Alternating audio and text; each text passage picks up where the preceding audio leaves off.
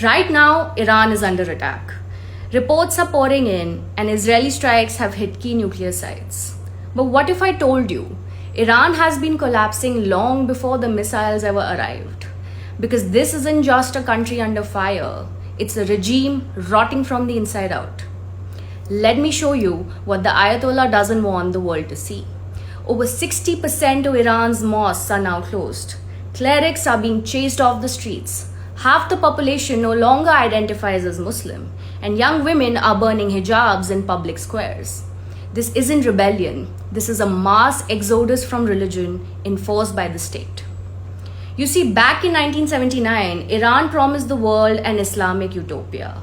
Clerics took power, Sharia became law, hijab became mandatory, and dissent became blasphemy.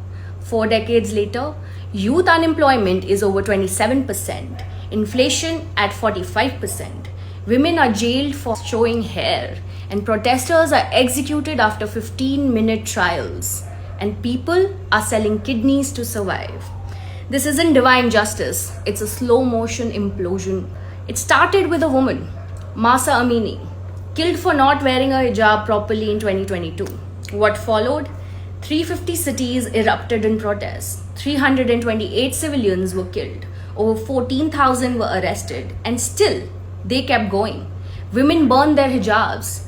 Teen girls shouted down clerics. And grandmothers joined the marches. Their chant, woman, life, freedom. That is the anthem of a dying theocracy. Let's talk the numbers the regime desperately wants to hide. Officially, Iran is 99% Muslim, but independent polls tell a different story.